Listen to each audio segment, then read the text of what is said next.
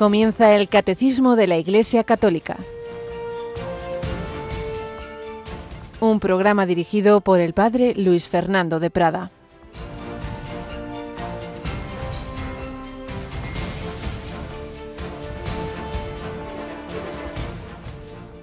En aquellos días arrestaron a 7 hermanos con su madre.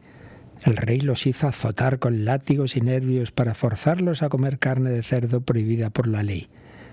Ninguno más admirable y digno de recuerdo que la madre, viendo morir a sus 7 hijos en el espacio de un día, lo soportó con entereza, esperando en el Señor. Alabado sean Jesús, María y José. Muy buenos días en este miércoles 19 de noviembre de 2025. Mes de noviembre, mes de los difuntos, mes de la vida eterna, año de la esperanza. ¿Y cuántos millones de mártires ha habido en la historia de la Iglesia y previamente en la historia del pueblo de Israel, que creyendo en el Señor, esperando en Él, esperando en la vida eterna, han aceptado perder su vida terrena por no negar al Señor, por no renegar de la fe? Madre mía, hoy mismo, como bien sabemos, en este momento, recientemente se presentó el informe de persecución religiosa de ayuda a la Iglesia necesitada. En muchísimos países hay persecución, en algunos directa, sangrienta, como es Nigeria, como es China, en otros pues una discriminación fuerte, en otros más suave. Sí, es tiempo de persecución, pero también tiempo de cuánta gente da testimonio. Pues nosotros pedimos al Señor esa fortaleza en la fe. No es algo que venga de la naturaleza, es gracia de Dios, pero la gracia hay que pedirla. Y eso es lo que hacemos. Y lo vamos a hacer en estos días de noviembre. Tenemos también una entrañable memoria de la Virgen María. Nos acompaña Rocío García. Buenos días, Rocío. Muy buenos días.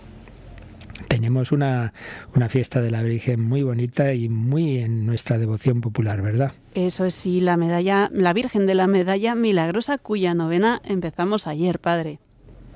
¿A qué hora la tenemos? Vamos a recordar a nuestros oyentes el nuevo horario de las tardes de Radio María. Pues comenzamos las oraciones de la tarde a las 7 con el Santo Rosario, luego las vísperas y la novena a continuación, terminando a las 8 de la tarde.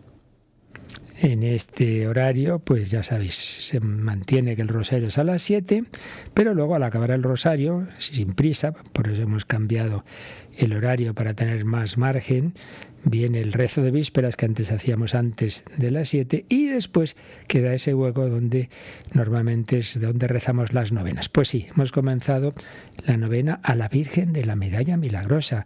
Qué maravilla, y nunca mejor dicho, la maravilla y el milagro de María. Es una de las primerísimas apariciones, digamos así, fuertes de estos tiempos modernos, de tiempos ya anticristianos, precisamente, tiempos de persecución en la Francia, que había sido la primera nación que oficialmente se convirtió al cristianismo, también la primera nación que reniega, que tiene una fortísima persecución, que tiene el genocidio de la Vendée, que rechaza ya públicamente a Jesucristo. Pues en esa Francia tienen lugar una serie de manifestaciones de María, como es esta de la Medalla Milagrosa, como ha habido pues otros casos, el más conocido, por supuesto, el de Lourdes. Pues sí, la Virgen no nos deja. 27 de noviembre es esa memoria de la Virgen de la Medalla Milagrosa, con esa ejaculatoria que todos supongo que sabéis, y los más novatos pues que se la aprendan. Oh María, sin pecado concebida, rogad por nosotros que recurrimos a vos. Pues nosotros a esa más o menos 8 menos cuarto de la tarde, siempre hora peninsular, por tanto 7 menos cuarto en nuestras queridas Islas Canarias, rezamos esa novena. Pero también sabéis que un jueves al mes tenemos un rosario muy especial con nuestros niños, Rocío, cuando nos toca ya muy prontito, ¿verdad? Pues mañana mismo, mañana jueves 20 de noviembre a las 6 de la tarde, las 5 en Canarias, nos uniremos en ese rosario con los niños.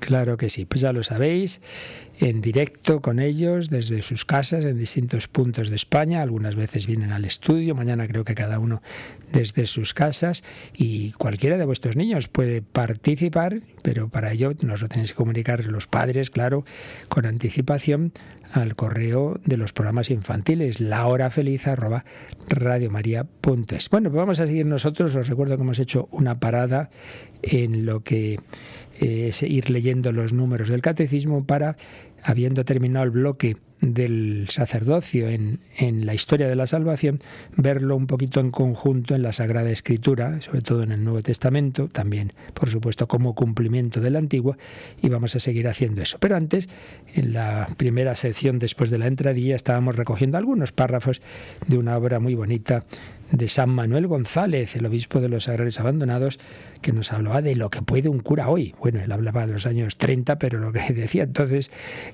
ha cambiado muy pocas cosas. Lo esencial es exactamente lo mismo. Así que vamos a seguir aprovechando cosas de ahí que nos sirven no solo a los sacerdotes, sino a todos, porque, hombre, mutatis mutandis, todo apóstol en buena medida también tiene que hacer y apoyarse en los medios que decía San Manuel González. Pues vamos con ello ahora mismito.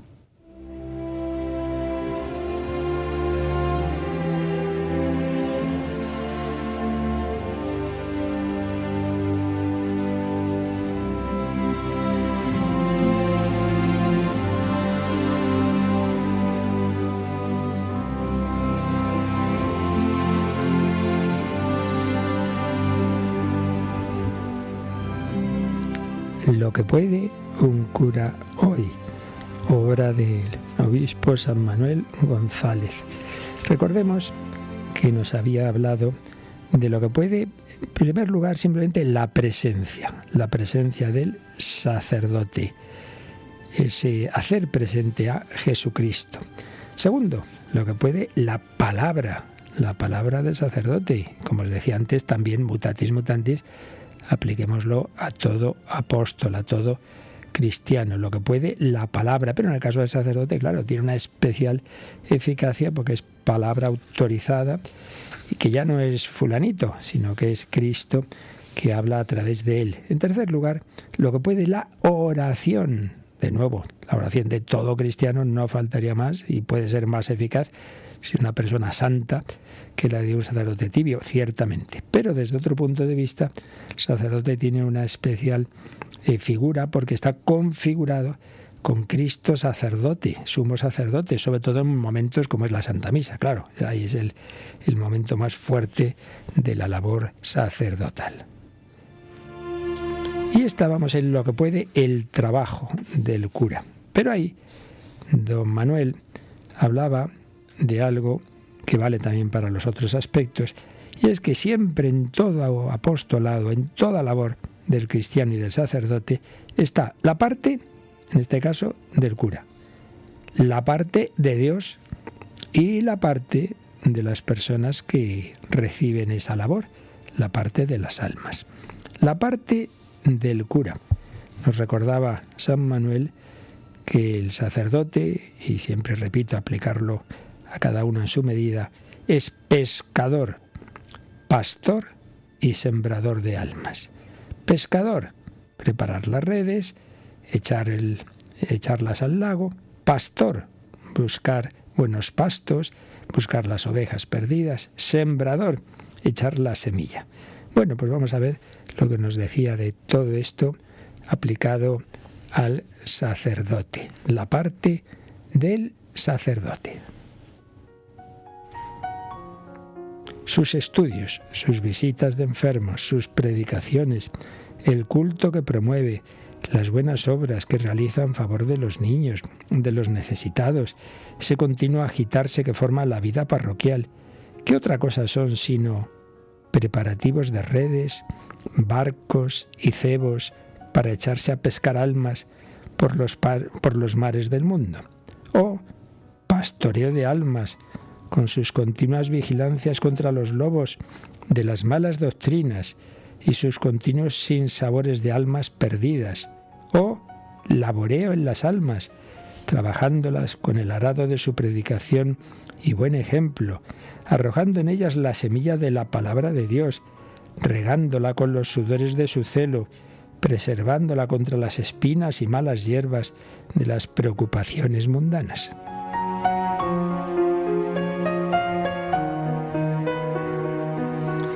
Pero nótese bien, a pesar de todos esos trabajos e incesantes fatigas, en las manos del pescador no estará el que caigan peces o no caigan, que sean muchos o sean pocos, ni en sus manos estará el evitar que se le escapen las ovejas y que aparezcan las que se pierden, ni en las manos de ese sembrador estará el que su semilla siempre dé fruto, o lo dé en esta o aquella medida, 30, 60, 100. Y es que aquí entra la parte de Dios. Porque, como todos esos oficios son sobrenaturales, hay que contar siempre con la acción sobrenatural de la gracia de Dios, que es la que llama y hace caer en la red a los peces, la que sostiene en el redil a las ovejas, o perdidas las trae de nuevo, y la que da jugo a aquella tierra para que la semilla arraigue, crezca y dé fruto. Porque cuando no hay más trabajo, cuando no hay más que trabajo nuestro, recordemos la escena de la pesca toda la noche en el lago de Genesaret, hemos estado laborando toda la noche y no hemos conseguido nada. Y también la primera pesca milagrosa antes de que interviniera Jesús no habían conseguido nada. Entonces hay que trabajar, sí, pero ya con eso va a haber fruto, pues no. Es imprescindible invocar por la oración la parte de Dios. Pero todavía, a pesar incluso de la parte de Dios, queda una tercera dimensión, la parte de las almas. Y según leo, voy un poco haciendo con cierta libertad mis comentarios, pero volvemos al texto y nos decía San Manuel: estos peces, ganados y tierra, son peces, ganados y tierras con libertad que Dios nuestro Señor respeta mucho. De modo que podemos poner en nuestros oficios toda la habilidad de nuestro ingenio, toda la fuerza de nuestro celo. Y Dios, nuestro Señor, puede poner todos los dulces requerimientos de su gracia, todos los suaves llamamientos de su amor. Y sin embargo, todavía podrán las almas no caer en nuestra red, o irse de nuestro redil, o ahogar nuestra buena semilla con las malas hierbas de los vicios.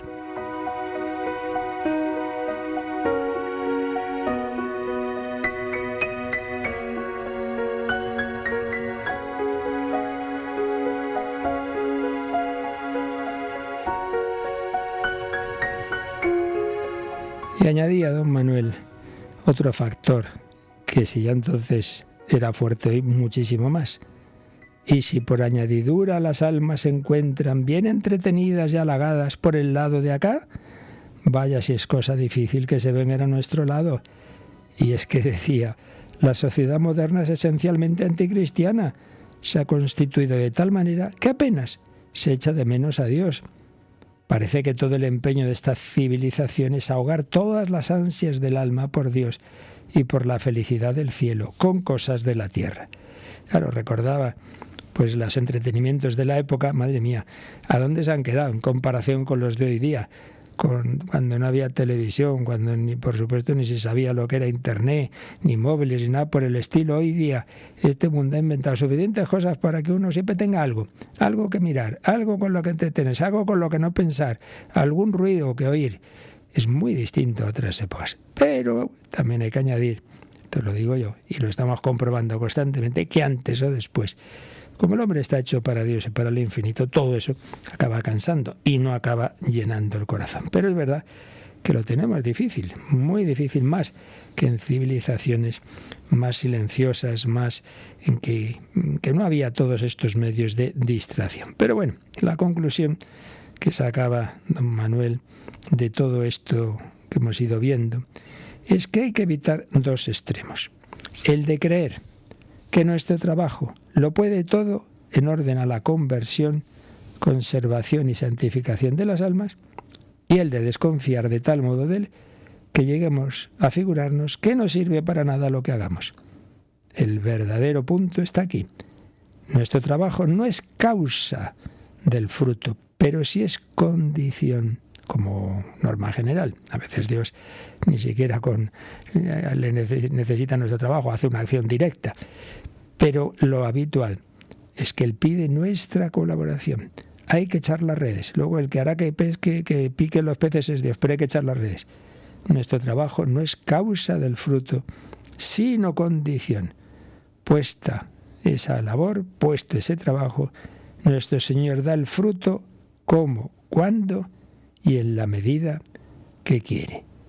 En definitiva, hay que trabajar hasta donde se pueda, hasta dar la vida si es preciso, y después, no antes sino después, recordemos lo que hay que decir. Una vez que uno haya hecho lo que tiene que hacer, somos siervos inútiles. Hemos hecho lo que teníamos que hacer. Bueno, pues esto ya lo sabíamos, ¿verdad? Pero hay que recordarlo siempre. Hagamos todo de nuestra parte, sacerdotes y todos los apóstoles. Pongamos los medios sobrenaturales sobre todo. No pensemos que por lo bien que yo hablo, como San Pablo en el Areópago de Atenas, que fue un desastre, uno de los apostolados que le esperaba esa predicación muy preparada, muy culta, y esperaba ahí en el centro de la cultura antigua la conversión de muchos, y nada, 4 gatos. Y en cambio, en Corinto, que era una ciudad de perdición, se convirtieron en un montón.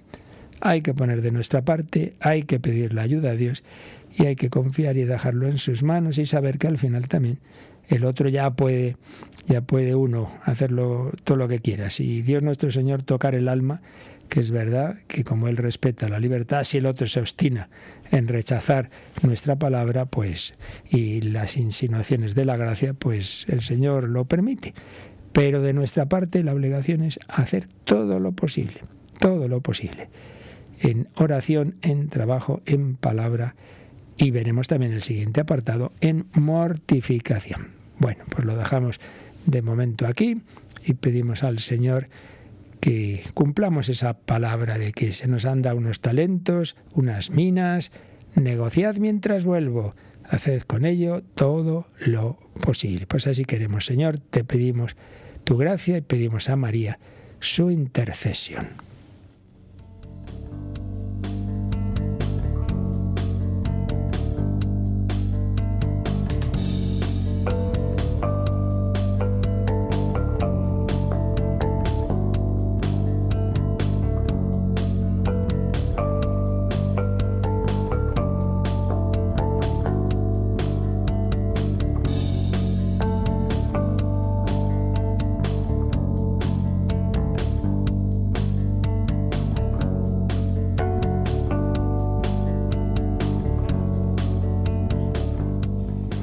Bien, pues seguimos viendo cómo está presente en el Nuevo Testamento el sacerdocio de Cristo, basándonos fundamentalmente en una obra del gran teólogo que fue, ya fallecido, jesuita, profesor en Roma, el padre Jean Galot, titulada Sacerdote en nombre de Cristo.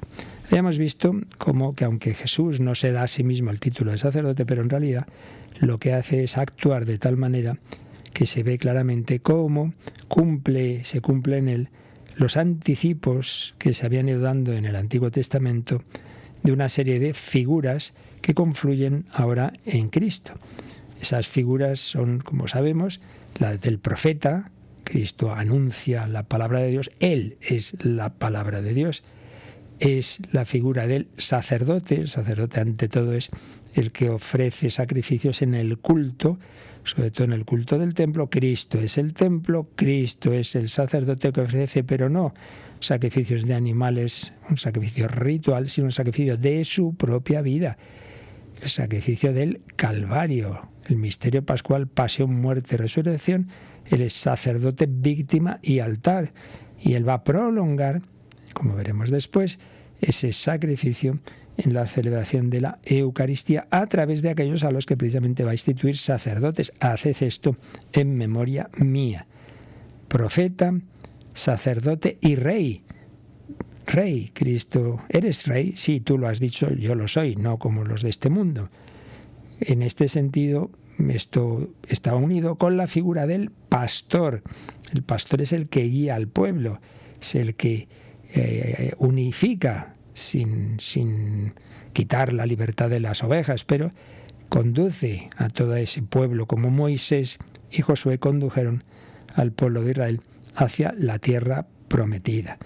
Muy importante la figura del pastor, sobre todo aparece en el Evangelio de San Juan, capítulo 10 de San Juan, y en otros pasajes del evangelista, pero también aparece en los sinópticos, cuando Jesús nos habla de la oveja perdida y otros textos que ya vimos. Pues bien, todo esto va mostrando cómo Cristo, sin usar la palabra, en realidad nos va diciendo que en Él se cumple esa figura del sacerdote, pero de una manera distinta a cómo, por desgracia, la mayoría de los sacerdotes estaban en su época viviendo el sacerdocio, de una manera meramente ritual, y aparecía también, por ejemplo, pues esa crítica implícita o explícita del Señor a muchos sacerdotes en la parábola del buen samaritano. Van con mucha prisa al templo, el sacerdote y el levita, y no atienden al hombre caído al borde del camino. No puede ser. El sacerdote tiene que integrar en sí mismo ese amor, esa caridad, ese pastoreo que busca las ovejas heridas y necesitadas. Bien, pues después de esto habíamos comenzado, después de ver ese sacerdocio, esas figuras en los evangelios, habíamos comenzado a ver el sacerdocio de Cristo en la carta a los hebreos, que es precisamente la carta, el libro del Nuevo Testamento, que desarrolla justamente de una manera sistemática una doctrina sobre el sacerdocio y el sacrificio de Cristo. Es una carta que se dirige a aquellos judíos que se han convertido al cristianismo y que les hace ver que todo lo que habían vivido ellos, habían aprendido en la antigua alianza, sobre el culto, sobre el sacerdocio, sobre el sacrificio, sobre el cordero inmolado, sobre el Yom Kippur, todo aquello tuvo su valor, tuvo su sentido precisamente porque se iba a cumplir de manera inminente en Jesucristo. Entonces veíamos cómo esta carta presenta a Jesús en primer lugar como Dios y como hombre verdadero. Une los dos extremos, pontifex, el que hace un puente, el pontífice, une al hombre y a Dios, porque es Dios y es hombre. Es Dios de Dios, es la impronta de su sustancia, aparece clarísimamente en los primeros versículos de la carta, primer capítulo, pues esa divinidad de Cristo, pero también aparece en su humanidad. No es incapaz de compadecerse de nuestras debilidades.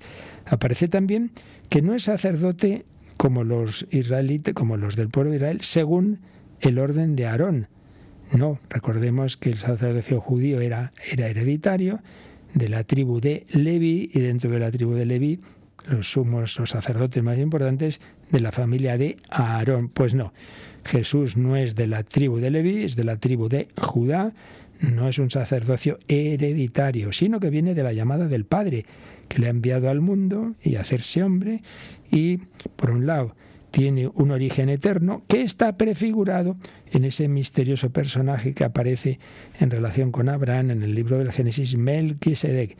Por eso se dice que es sacerdote según el orden de Melquisedec, y aparece la figura del Hijo como rey y como sacerdote en el Salmo 110. Dijo el Señor a mi Señor, siéntate a mi derecha, haré de tus enemigos estrado de tus pies. Y Jesús precisamente se identifica con esa figura en la respuesta que da al sumo sacerdote Caifás en la última pregunta del inicuo juicio del Sanedrín la noche del Jueves Santo. Sí, veréis al Hijo del Hombre venir entre las nubes del cielo. Sí, y entonces aparece claramente, tal como lo expresa, ya lo vimos, pues esa figura que estaba en ese salmo mesiánico. Bien, más aspectos que aparecen de Cristo como sacerdote en la carta a los hebreos. Pues la carta lo presenta como mediador de la nueva alianza. Hebreos 9:15, mediador de la nueva alianza. Claro, esto nos suena, ¿verdad?, a las palabras de Jesús en la última cena, sangre de la alianza nueva y eterna, que será derramada por vosotros y por muchos para el perdón de los pecados.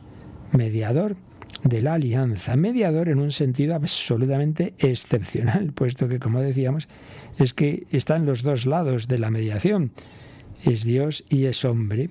Entonces Él puede unir la tierra con el cielo y el cielo con la tierra.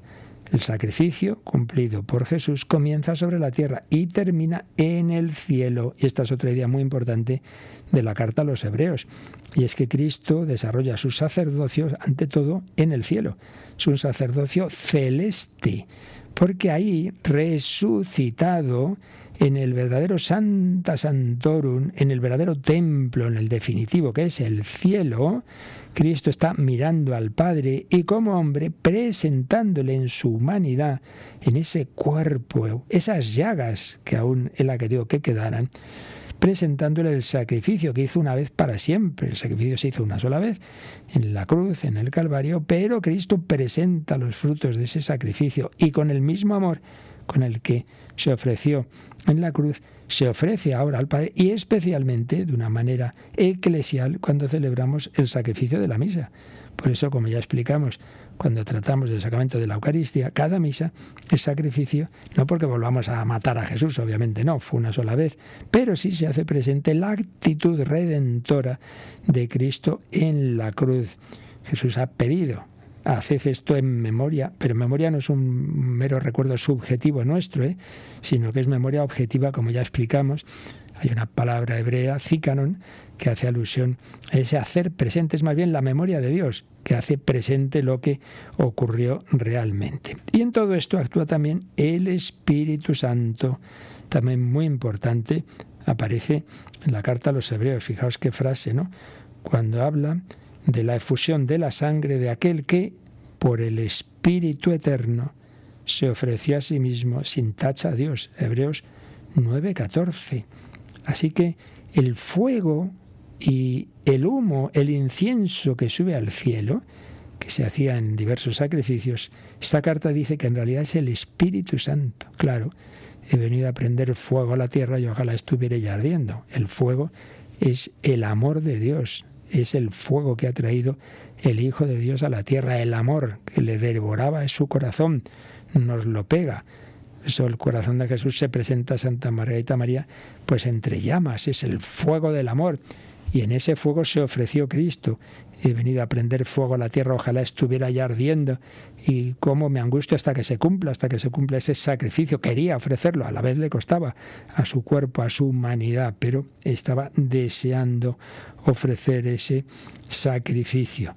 Jesús se ofrece al Padre en el Espíritu Eterno, que asegura, como fruto de ese sacrificio, una redención eterna. Hebreos 9:12. Así pues, Jesús intercede ante el Padre, ejerce su sacerdocio en el cielo. Es un sacerdocio esencialmente celeste, puesto que es sumo sacerdote según el orden de Melquisedec, ese personaje que aparece como si no tuviera ni principio ni fin, como anticipo, como prefiguración de la eternidad del sumo sacerdote. Bien, Cristo ofreció sacrificio al Padre, sacerdocio eterno, pero que tiene propiamente dicho un comienzo con la encarnación, porque recordemos que no basta con que sea Dios, sino que tenía que ser hombre para ser de nuestra raza quien ofrece ese sacrificio. ¿Y cómo lo ejerce? Intercediendo por los hombres. Fijaos, Hebreos 7:24. Posee un sacerdocio perpetuo porque permanece para siempre. De ahí que también pueda salvar perfectamente a los que, por medio de él, se acercan a Dios, ya que, atención, ya que está siempre vivo para interceder en su favor. Por eso, en la Santa Misa, ¿cómo terminan las oraciones? Te lo pedimos por nuestro Señor Jesucristo, tu Hijo, que vive y reina contigo. Él es el mediador. A través de ti, de él, presentamos nuestras súplicas, a través de aquel que intercede permanentemente ante el Padre. Una intercesión que se apoya sobre la oblación del sacrificio, el único sacrificio, el que se ofreció sobre la tierra, pero que está ahí presente en esa humanidad que sufrió en su cuerpo y en su alma, y Jesús presenta al Padre esa humanidad como señal y recuerdo de ese sacrificio. Una intercesión que es manifestación de la mediación, Jesús en la cruz con los brazos extendidos decía, Padre, perdónalos porque no saben lo que hacen. Pues ahora también intercede ante el Padre y le pide la aplicación de los frutos de ese sacrificio. También esa figura de la que hemos hablado antes, la figura del pastor, está aludida en esta carta a los hebreos. Al final de la carta es muy bonito este versículo, ¿no? Hebreos 13:20. Dice, esta carta nos pone ante los ojos al Dios de la paz que suscitó de entre los muertos a nuestro Señor Jesús, el gran pastor de las ovejas, en virtud de la sangre de una alianza eterna. Qué bonito, ¿eh? Hay cada frase en el Nuevo Testamento que muchas veces leemos mil cosas y no leemos y releemos como deberíamos. Lo más importante, que es la Sagrada Escritura y particularmente el Nuevo Testamento. El gran pastor de las ovejas, nuestro Señor Jesús, pastor en virtud de la sangre de una alianza eterna. Jesús es un pastor de una grandeza que le hace pastor único de la humanidad. Y esto se ha manifestado en su resurrección. Fijaos que no dice aquí sumo sacerdote, sino sumo pastor, el gran pastor de las ovejas, claro, porque ya hemos dicho que esa expresión, por un lado, evitaba los peligros de entender el sacerdocio de Cristo como el de los sacerdotes de Israel, que ya lo que tenían que hacer ya está cumplido. No. Por otro lado, incluye todas esas otras figuras, el pastor del profetismo, de la realeza, de guiar al pueblo. En fin, es como muy integradora de los diversos elementos. Hay una reminiscencia también del papel de Moisés, que no era sacerdote. El sacerdote era Aarón, pero condujo al pueblo. Es el pastor. Y luego le sigue Josué, lo mismo. Es el que introduce a los israelitas en el descanso, en la tierra prometida. Bueno, pues también Jesús nos quiere llevar a la tierra prometida, que ya no es la tierra de Israel, sino que es el cielo. ¡Qué maravilla! Bueno, pues vamos a quedarnos un poquito dando gracias al Señor, dando gracias al buen pastor, ese pastor que ha dado la vida por sus ovejas. Jesús, sé mi pastor, sé nuestro pastor. Jesús, danos tu gracia para que nos dejemos guiar por ti, nuestro buen pastor, sacerdote, víctima y altar. Pastor fiel, conoces mis manos, conoces mis pies, cautivo en mis miedos, me pierdo de ti, puerta siempre abierta de un solo redil, contigo a mi lado ya no temo más, por verdes praderas me llevas a andar, confío mi vida, enséñame a amar.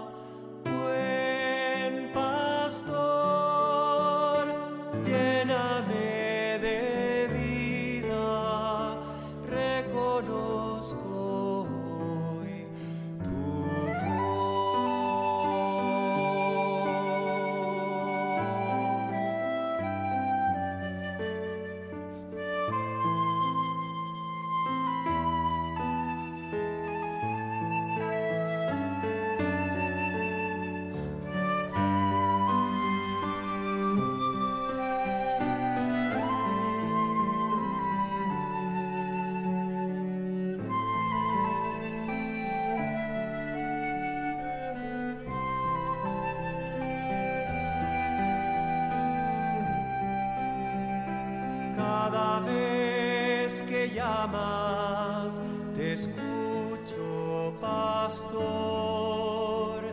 Sigue mis pasos, justicia y amor. Los cercos se abren, liberador.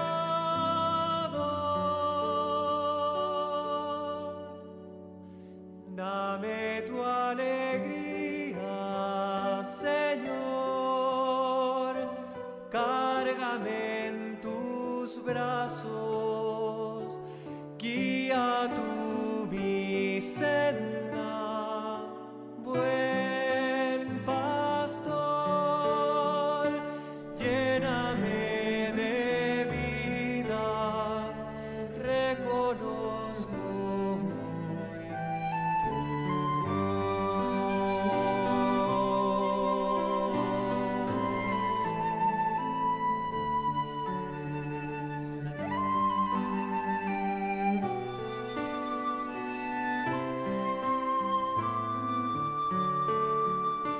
lléname de vida, reconozco hoy tu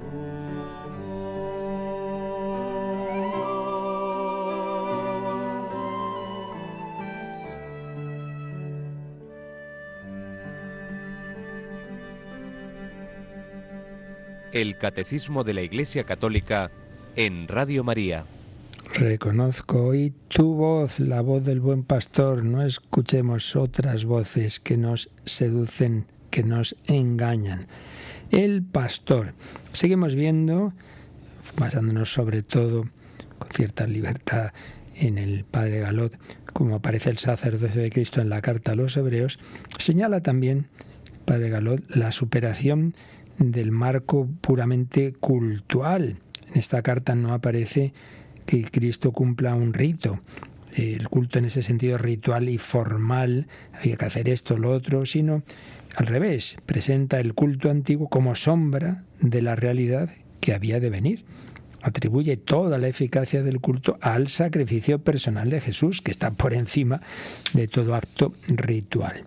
En esta carta no aparece explícitamente la celebración más importante del sacerdocio cristiano, que es la Eucaristía, pero sí hay una alusión velada. En el 13:10 dice: nosotros tenemos un altar del cual no tienen derecho a comer los que dan culto en la tienda. Los que dan culto en la tienda se refiere al antiguo sacerdocio judío, y lo de comer del altar se refiere probablemente a la comunión eucarística. O sea que sí que parece que hay esa alusión. Después, el aspecto de la función real, porque recordemos, sacerdote, profeta y rey, ¿no? Pues rey, como rey, eso está presente en la figura de Melquisedec, porque Melquisedec, ese misteriosísimo personaje del libro de Génesis, era rey y sacerdote y rey. Y la palabra Melquisedec significa rey de justicia, y la expresión rey de Salem es sinónimo de rey de paz. Sacerdote, rey de justicia y de paz. Pues bien, Jesucristo es el sacerdote que nos trae la justicia y la paz. Y cuando Jesús se identifica con el personaje del Salmo 110, siéntate a mi derecha, aparece el Mesías también como rey y sacerdote.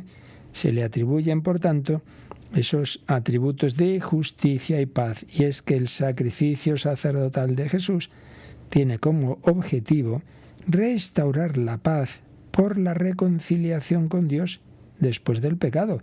Y eso es lo que nos justifica, lo que nos da la verdadera justicia, la santidad. La santidad. Función real que cumplieron los jefes más prestigiosos del pueblo judío, Moisés y Josué, y luego después David, que también Jesús hace alusión, ¿no?, a que el Mesías es hijo de David, pero que le dice el Señor a mi Señor, diciendo, fíjate, hijo, pero de David, pero a la vez David le llama Señor. Claro, estaba Jesús ahí haciendo caer en la cuenta de que el Mesías tenía un nivel divino.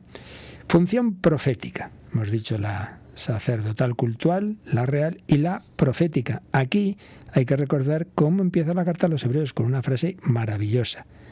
Muchas veces y de muchos modos habló Dios en el pasado a nuestros padres por medio de los profetas.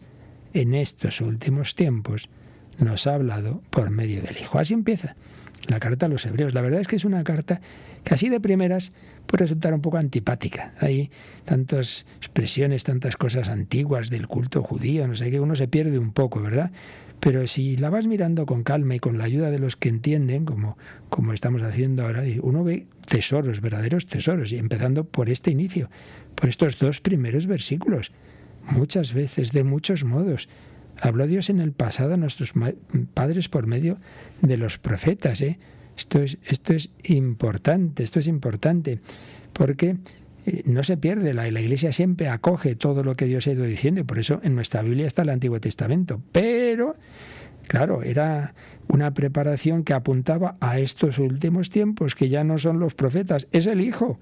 ¿Os acordáis de aquella parábola del que va enviando distintos criados a recoger los frutos de una viña y van rechazándolos y al final envía a su Hijo? Pues esto es el Hijo, ya no es un enviado más, no es un profeta más, es el Hijo de Dios, Dios de Dios, luz de luz, imagen de su sustancia.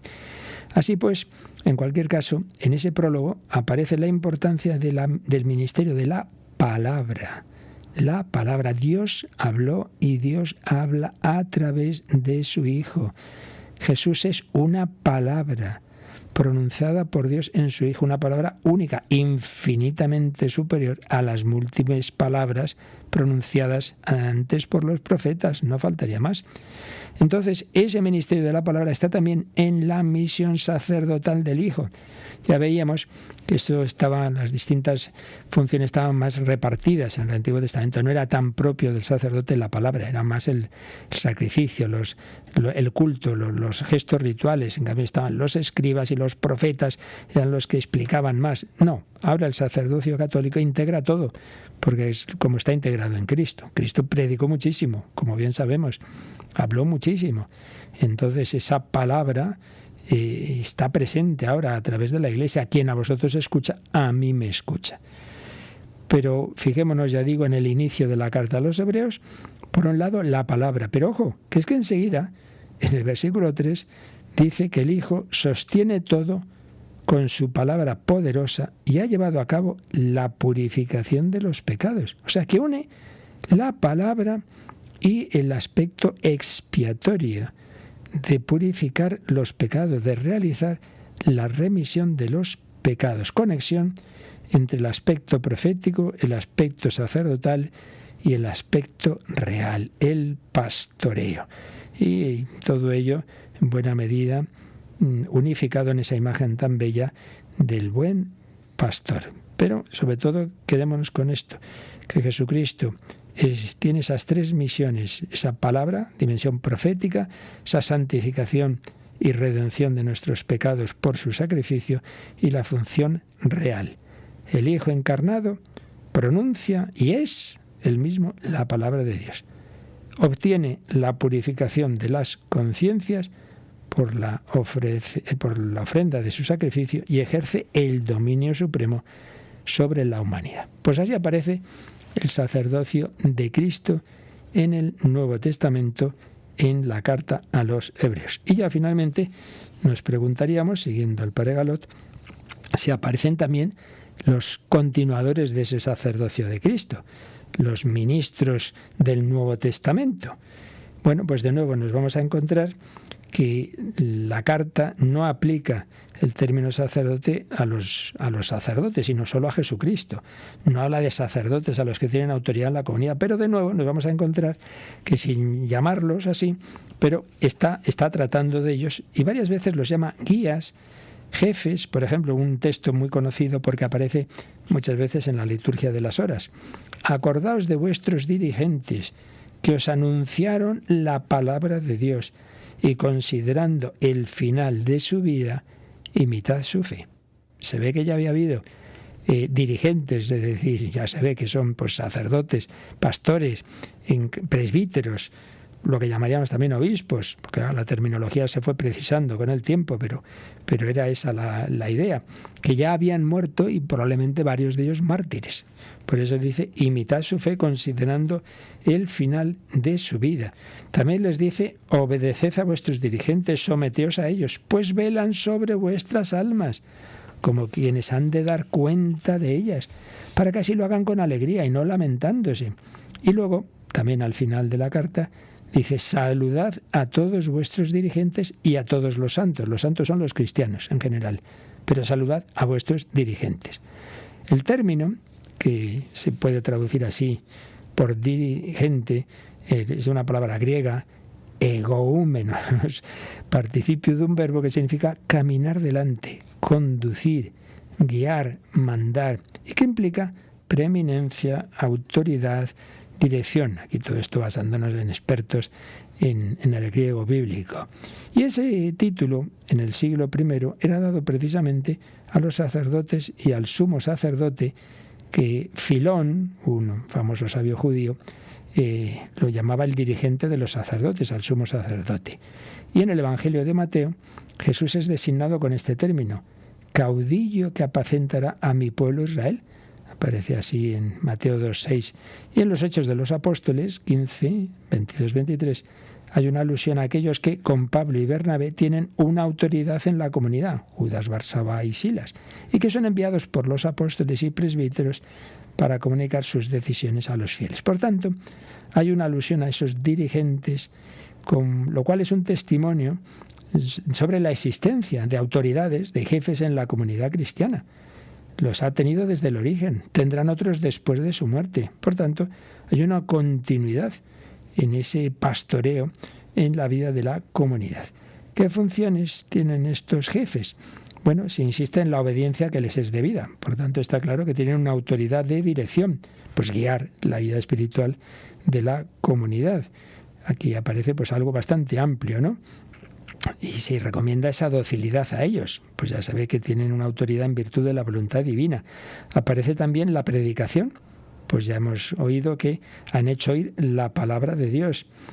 No aparecen expresamente las funciones de culto, pues ya hemos visto que había también una alusión a esa cena, parece que es la cena eucarística. Y también está claro implícitamente la importancia del ejemplo, del testimonio. Fijaos en el desenlace de su vida, pues parece claro que hay una alusión al martirio. Por eso el testimonio de los primeros jefes siguió el camino del sacrificio sacerdotal de Cristo. Así pues, a pesar de que son indicaciones breves, porque la carta ante todo lo que quería era mostrar a los judíos convertidos al cristianismo que Jesús es el verdadero sumo sacerdote, en que se cumplían todas las figuras y palabras y profecías del Antiguo Testamento, ante todo quería hablar de Cristo, pero también aparece esos jefes con una misión de dirección, de enseñanza, de seguimiento de Cristo, con el sacrificio de su vida. Se distinguen esos dirigentes de los demás cristianos llamados los santos, expresión también usará San Pablo en sus cartas, los santos, porque una vez uno bautizado está incorporado al santo de los santos. Aparecen estos jefes de la comunidad investidos de un sacerdocio que prolonga el de Cristo. Pues aunque no esté dicho explícitamente, todo el conjunto de la carta, todo lo que vamos viendo de esas misiones de Cristo y los que se encomiendan a estos dirigentes, pues nos lleva a la conclusión de que sí, tienen que guiar a la comunidad, tienen que anunciar esa palabra, el pueblo tiene que obedecerles, pues por algo será, ¿no? Han recibido esa identificación con Cristo. Hay una prolongación o participación en el ministerio cristiano del sacerdocio eterno de Cristo pastor. Conclusión de la carta a los hebreos, pues la dejamos para mañana como resumen de todo lo que hemos visto en la carta a los hebreos, y ya finalmente para terminar estos cursos que estamos haciendo antes de volver a los números del catecismo, veremos un poco cómo Jesús instituyó, volviendo ya a los evangelios, cómo fue instituyendo el sacerdocio con la llamada a sus apóstoles. Pero eso, como digo, ya lo vemos mañana si Dios quiere. Pues Pues nos quedamos aquí dando gracias al Señor y no lo olvidemos, Jesús es sacerdote ante todo porque ofreció su vida desde la cruz. Ahí hizo su última predicación, las 7 palabras. Ahí intercedió por nosotros, los brazos abiertos en cruz. Padre, perdónalos, porque no saben lo que hacen. Ahí derramó su sangre, que ya había anticipado sacramentalmente en la última cena. Sangre derramada por vosotros y por muchos para el perdón de los pecados. Ahí es el Rey, Jesús Nazareno, Rey de los judíos y del mundo entero. Pastor, qué maravilla de toda la humanidad. Pues vamos a quedarnos contemplando a Jesús, muerto y resucitado por mí, que ahora a la derecha del Padre intercede por nosotros. Lo meditamos y si tenéis alguna consulta o algún testimonio que queráis aportar de este o cualquier pregunta sobre este o otros temas, ahora nos recuerdan cómo nos las podéis enviar. Participa en el programa con tus preguntas y dudas. Llama al 91005-9419. 91005-9419. Puedes escribir un mail a catecismo@radiomaria.es o escribirnos un mensaje al teléfono de WhatsApp 668 594 383. 668 594 383.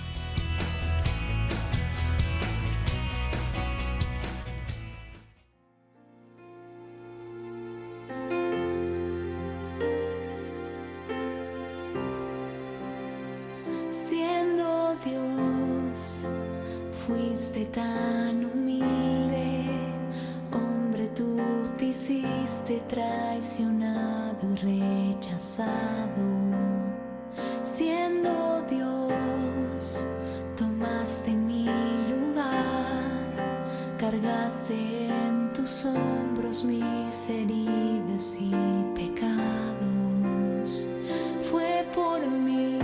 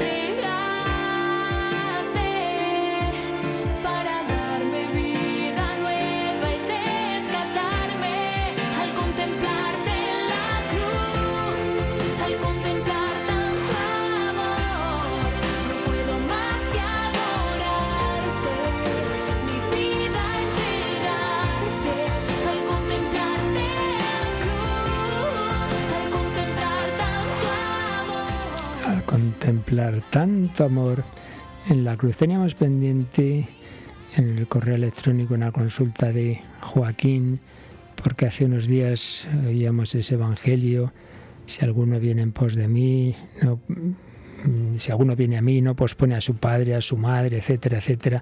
Y al final dice Jesús así: ¿quién de vosotros, si quiere construir una torre, no se sienta primero a calcular y si ve que no puede, pues lo deja, ¿no? Entonces preguntaba Joaquín, ¿es que el Señor propone una excusa, una alternativa para no seguirle? ¿Acaso no es el camino, la verdad y la vida para toda persona? ¿Es que hay distintos niveles de seguimiento? A ver, sí que hay distintos niveles de seguimiento en el sentido de que Jesús, por ejemplo, la llamada que hizo al joven rico a dejarlo todo e irse con él no se la hace a otros, evidentemente, en ese sentido sí. Pero no es que vaya como diciendo, bueno, hay una excusa, hay una alternativa. No, todos tenemos que seguir a Cristo y todos tenemos que ponerle por encima de todo y de todos. Claro, amarás al Señor tu Dios con todo tu corazón, con todas tus fuerzas, y el que ame a su padre o a su madre más que a mí no es digno de mí. Claro, porque eso solo puede seguirlo Dios, y Jesús es Dios hecho hombre, y encima de ser Dios y creador es nuestro Redentor. Por tanto, en ese sentido no es que haya una excusa, simplemente esto entra en la línea de muchas otras expresiones de Jesús, en que Él deja claro que Él no obliga. Si quieres ser perfecto, al propio joven rico, si quieres, pero no es que diga, no te preocupes, hay otra alternativa. De hecho, cuando se marcha el joven rico, Jesús pues se queda con pena diciendo, ay de los ricos, será más difícil que entre en el reino de los cielos. O sea, no es que, bueno, no te preocupes, que va a ser santo de otra manera. Lo que quiere decir es simplemente esto, que no te llames a engaño, que Jesús no hace como tantos líderes políticos o pseudo religiosos, pseudo profetas que prometen el oro y el moro y que todo maravilloso. No, ya nos avisa. El que quiera seguirme, que esté dispuesto a cargar con su cruz. Simplemente es eso, ¿no?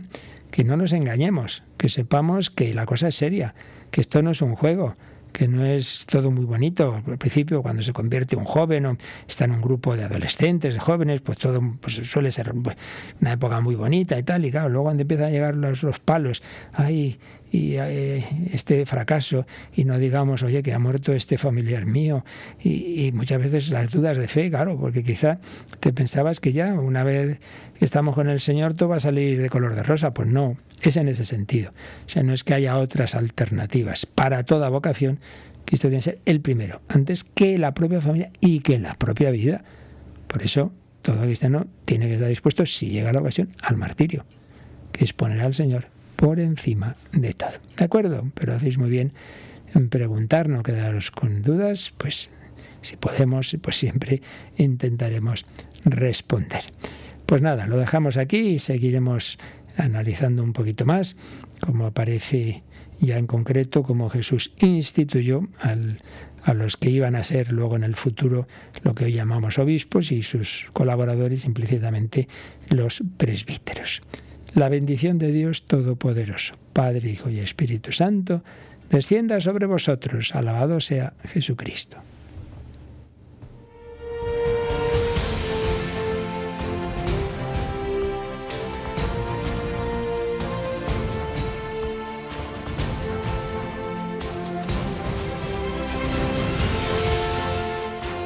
Han escuchado en Radio María el Catecismo de la Iglesia Católica, un programa dirigido por el Padre Luis Fernando de Prada.